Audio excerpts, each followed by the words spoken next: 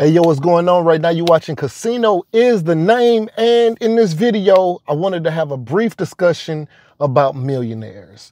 And the reason why I want to do this video is because so many people say they want to be millionaires one day. That is their goal while they work, while they start their business. Many people who I speak to, so in case you don't know, I'm an accountant. So many of the people that I speak to about finances and investments and careers and education and things like that, their main goal is to one day become a millionaire. You know, short-term goal is 6 figures. Long-term goal is to be a millionaire one day. So I wanted to do this video so we can discuss what a millionaire is, how likely is it that someone would become a millionaire, and also I wanted to discuss paying attention to the people who are around you in your real life and not just to the people on social media or that you don't know. See, it's easier to believe somebody has a lot of money or is a millionaire who you don't know, versus you may have millionaires in your own neighborhood or in your own life, like a family member. It could be an aunt, it could be an uncle, it could be a grandparent. You could have even the person you may be like talking to, as far as like the person you may be romantically inclined to be dealing with right now, might already be a millionaire, but you don't see them in that same way. You may say, oh, they're comfortable, they're well, you know, they seem to be well off in a way, but you don't really think about them as a millionaire. So I wanted to do this video so that we can discuss what it even means to be a millionaire, okay? So there's like two definitions that I discovered about being a millionaire. One says a person whose assets are worth more than $1 million or more. Okay?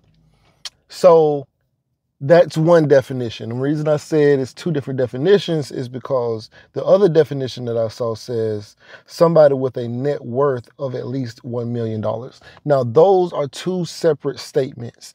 Those are two separate statements, okay? So if you went by the first statement where it says the assets are worth more than $1 million. Now, you may have an asset that's $300,000. Let's say it's a house. Let's say you got a house that's worth $300,000, but you owe $150,000 on that house. Now, based off of, well, you know what? We got to use the full thing. So let's say you got $1 million in assets in real estate. You have $1 million in real estate, but you have a mortgage of $600,000 on your real estate. Okay. So you maybe you got 10 houses and you still owe $60,000 on each one of them, and each one of them is valued at $100,000. So it's valued at $100,000 per house. So you got 10 houses, that's $1 million, but you know, you still owe $60,000 per house times 10. So that's $600,000 that you owe. You have but it's worth $1 million. So you subtract $1 million from the $600,000 and you have $400,000 of net equity, right? Now, according to one of these definitions, just because, even regardless of whether or not I have a mortgage on it, the value of the asset is $1 million. So I have $1 million worth of, I should be a millionaire based off of the fact that the asset is worth $1 million in itself. But the other definition says a millionaire is someone with a net worth of at least $1 million. So what we're going to do is we're going to go with the other one. And so with the net worth, that means we have to subtract the million from the 600,000, or the 600,000 from the million, which would leave you with a net worth of 400,000, meaning that you are not actually a millionaire because you don't have a total net worth of $1 million. Now, and you can start adding all your other things in. So if your total assets minus the liabilities total to be $1 million, that will be the definition that we use, okay? Now, the perception of what a millionaire is versus the reality of what a real millionaire is two very, very different things. So you may see somebody who got, you know, $2 million worth of houses, but they have $1.2 million of mortgages. They have a loan, or they have a mortgage of $1.2 million. They have $2 million asset. They are not technically, I would not consider them a millionaire based off of the second definition. But of course, based off the first definition, they are. So, all right, now, what percentage of people would actually become millionaires, or would actually be millionaires? So according to Forbes, let's see. According to Forbes, millionaires comprise of 8.8% of the American population. So 8.8%, according to Forbes. So you have a less than 10% chance of becoming a millionaire, which sounds crazy to me because it is so easy. If you have the amount of time, in a typical work life, you should easily get to $1 million of net worth, right? Let's say you just buy your house. I bought a house in 2009. I bought it for $54,000. It is currently valued at $156,000 or so. It should be higher than that because I've done a complete remodel. You can see that whole remodel on this channel. But let's say I owe, I think, about $37,000. Let's just say $38,000. So it's worth $156,000 minus $38,000. That has a positive net worth of $118,000. And that's just a house that I bought in 2009. The mortgage is $550 a month. I rented it out for $1,500 a month. I cash flow $900. I could turn around and sell it and pull out the $118,000, get a check for, minus the 6% commission cost for the real estate agents and stuff. But I could clear over $100,000 profit from just holding the house, right? Now, I cash flow, I think it's about $10,800 or so. Say if it's $900 is my profit from renting it out 12 months. It's about $10,800. I'm still gonna have to put some money up for any kind of things that need to be fixed or whatever. But it'll cash flow $10,000 a month. A year, 10 years, it's like $100,000 in itself. But I digress. Let's just look at what the value of the asset is. So right now, it's worth $156,000 and up. Let's just use $156,000. I have a positive net worth of $100,000 from that one particular house. Let's say I have another house, my other house. I bought it for $233,000. Let me look up right now and see what they're saying the value would be on that house. I bought it for $233,000 a couple years ago. Well, I think it was like 7 years ago or so. Okay. All right. So it says that the current value of that house is $411,000. Okay, so it went up $200,000. Well, I said it went up $200,000. I bought it for $233,000. I currently owe maybe $207,000, $208,000, something like that. Let's say $208,000. I owe $208,000. So that's $203,000 of positive equity there, right? And so that's a total, so $203,000 plus $118,000. I'm at $321,000 or so in positive equity from these houses. Now, we have more real estate than this, right? But let's just look at these two as an example. Now, in say a typical work life, let's say you bought your house at 25, right? You basically went to college, or you already started your trade or went into your military career or whatever. Let's say you bought your house at 25. Bought your house at 25 and you bought a $200,000 house at 25 years old.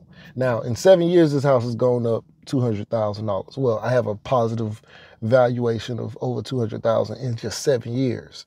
Now, if you were holding on to this house for 30 years, right? In 30 years, this house is going to be it should be worth more because the value of the dollar is going down and down and down. But this house should go up in value, okay? So now if I just hold on to this house and in 30 years, let's say the mortgage is 30 years, so 25 to 55, this house will probably be, I can't see it being less than probably 600,000. You know, if you were in that situation, right? Because of course, I was older when I bought this house, but let's say if I held it for 30 years, I could see this house hitting 600,000. But let's just say worst case scenario, it's only at 525. That's in 30 years, it'll be paid off because I had to live somewhere, right? And I just had to live somewhere. I didn't have to do anything. But in 30 years, it's paid off.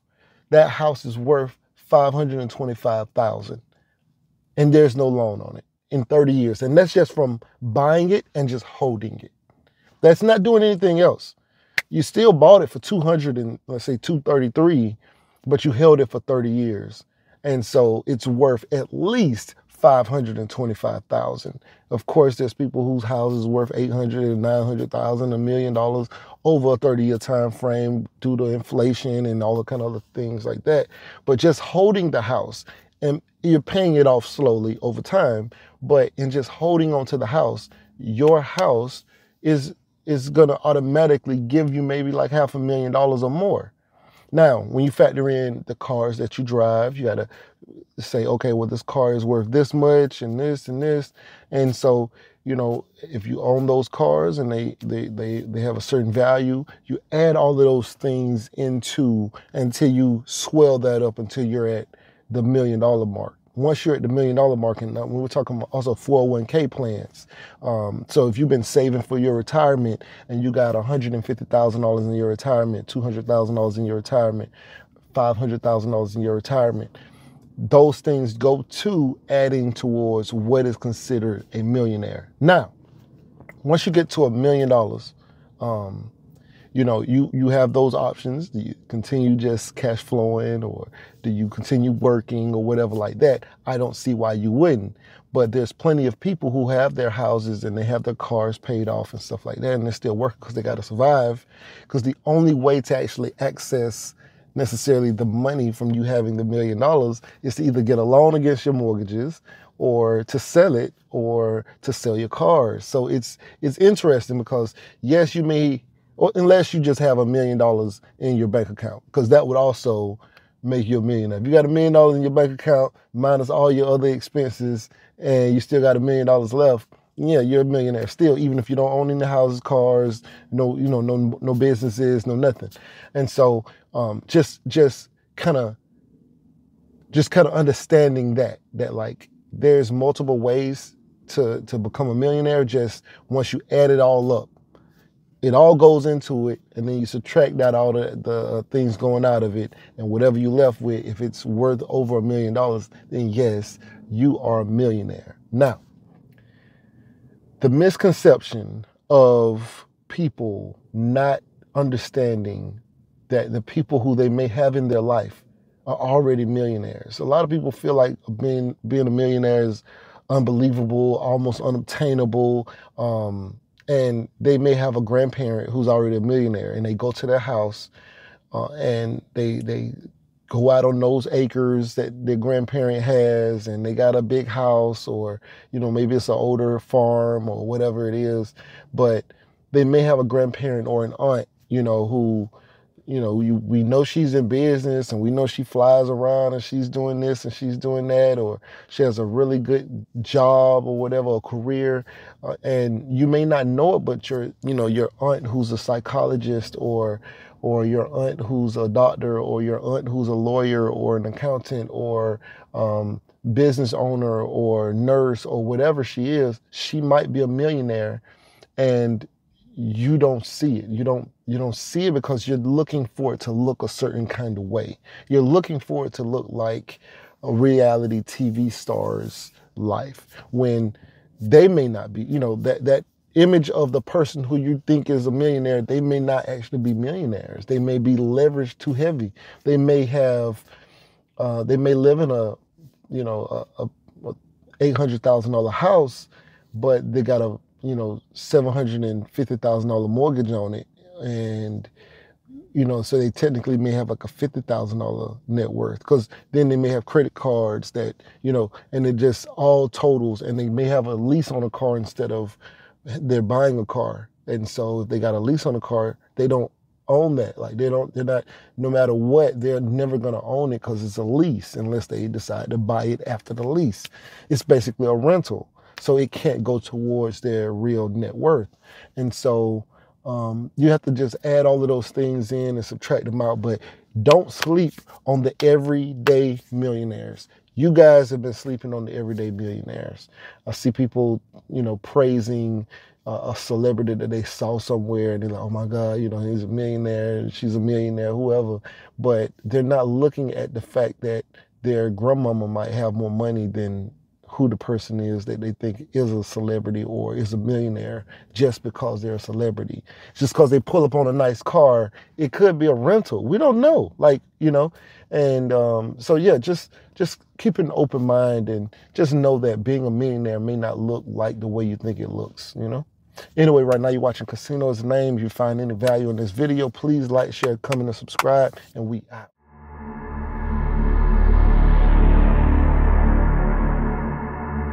There are hedge fund managers making $1 million an hour. You know, it's crazy, right? It's money everywhere. It's money in everything. I want to help you. Start your business today. Come join my royal family. Subscribe to Casino is the Name.